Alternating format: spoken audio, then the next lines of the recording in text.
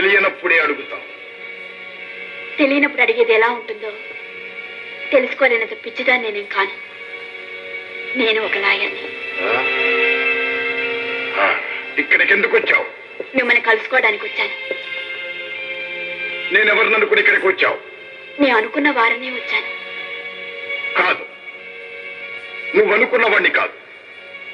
అంటే నేను అనుకున్న వారెవరో మీకు తెలుసు అనమాట. మరి నేను అనుకున్న వారు ఒక చక్రధరికి తప్ప మరెవరికీ తెలియదే. అంటే మీరే ఆ చక్రధర్ అనమాట.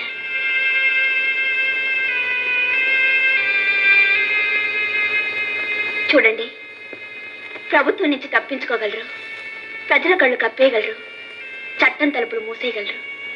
కానీ కావాల్సిన వాళ్ళ మనసులో నుంచి మాత్రం తప్పించుకోలేరు, ఆ తలుపులు మూసేయను లేరు.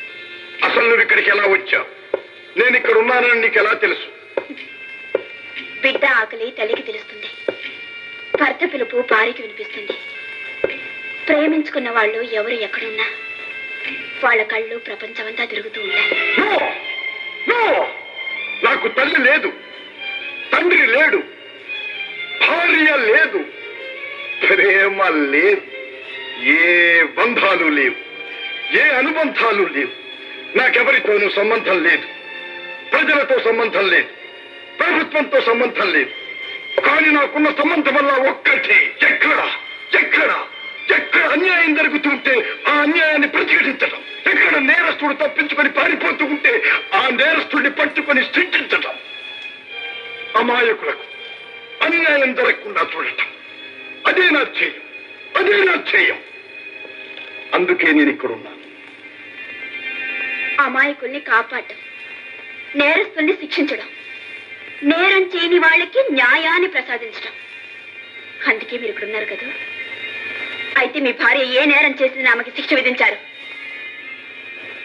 భర్త బతికుండగా ఆడది కోరుకున్న 5వ తనాన్ని, ఆ పసుపు కుంకుమల్ని, ఆ మాంగళ్యాన్ని మీరు బ్రతికుండగా ఆమె ఎందుకు దూరం చేసుకోవాలి? మనిషిని మనిషి చంపటం నేరం కావచ్చు, తను చేసిన నేరాన్ని మరొకరి మీద నెట్టడం నేరం కావచ్చు. కానీ భర్త బతికుండగా భార్యను విధవ చేయటం అంతకంటే నేరం కాదా? కాదు, నేను బ్రతుకుతున్నది నా కోసం కాదు.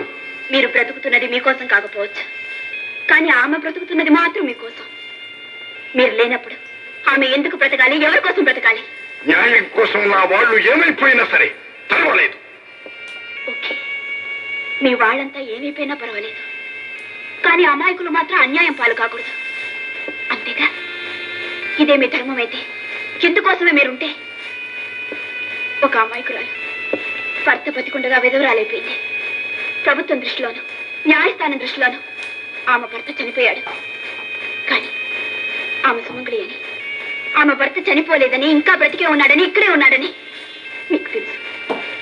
అటువంటప్పుడు మీరు నిజంగా న్యాయం కాపాడడానికే ఉంటే ఆ అమాయకురాలికి న్యాయం చేయండి, ఆమె భర్తను ఆమెకు చూపించండి. లేదు నా న్యాయంలో 2 వైపులా 10 మందిని మీరు అనుకుంటే మీ ఇష్టం. ఆమెకు న్యాయం చేసి బ్రతికిస్తారో లేదా అన్యాయం చేసి చంపేస్తారో మీ చేతుల్లో ఉంది.